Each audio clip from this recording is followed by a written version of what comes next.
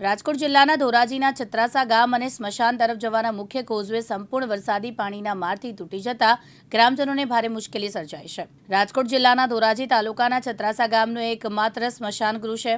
ત્યાં જવા માટે અને મંદિર તરફ જવાનો મુખ્ય માર્ગ અને ખેતરમાં જવા માટેનો મુખ્ય માર્ગ તે કોઝવે વરસાદી પાણીથી ધોવાઈ ગયો હોય પણ જવાબદાર તંત્ર કોઈ ધ્યાન આપતો નથી।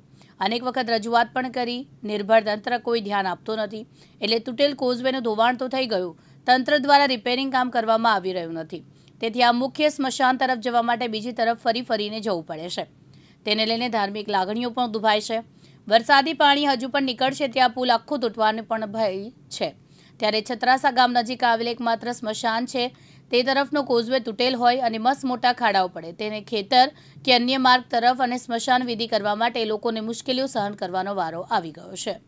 હું છત્રાસા ગામનો રહેવાસી છું અને આ અમારું નરસિંહ ભગવાનનું મંદિર છે। અહીંયા ત્યાંની બાજુમાં તળાવ છે।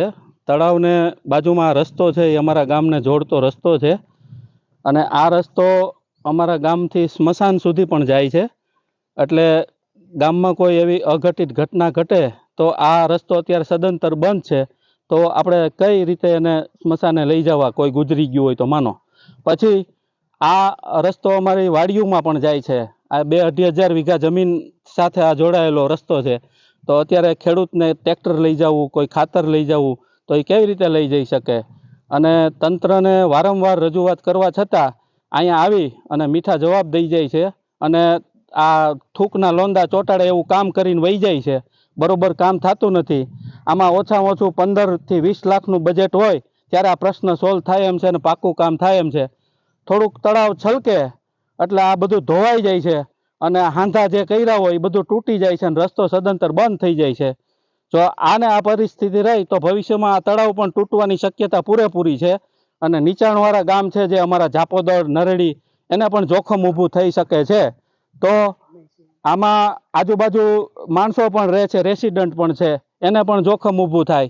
એટલે આ કામ કોઈ સારા કોન્ટ્રાક્ટરને આપવામાં આવે, વધારે બજેટ ફાળવવામાં આવે અને મજબૂત કામ કરવામાં આવે એવી અમારી સમસ્ત છત્રાસા ગામ વતી માગણી છે અને તંત્રને પણ અમારી વિનંતી છે કે સત્વરે અહીંયા આવે, જોવે અને કામ તરત ચાલુ કરે એવી અમારી વિનંતી છે। થી બોલું છું અને આ અમારો જે રસ્તો છે એ ઘણી વખત તૂટી જાય છે, વારંવાર તૂટી જાય છે, કામ નબળું થાય છે।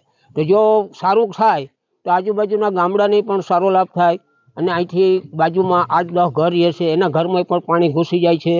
તો આ અમે સમસ્યા છે કે જેમ બને વહેલી તકે સારું કામ કરે। અહીંથી જવા માટે સ્મશાનમાં જવું હોય તો આપણે કઈ રીતે જવું, તો આમ ફરીને જવું પડે એમ છે અને આજુબાજુના ગામડા ડુંગરી, છત્રાસા, ત્યાં પણ અમારે ક્યાંય જવાતું નથી। તો વહેલી તકે આ કામ કરે એવી અમારી માગણી છત્રાસા ગામની છે। વિપુલ ધામેચા, દિવ્યાંગ ન્યૂઝ, ધોરાજી, રાજકોટ।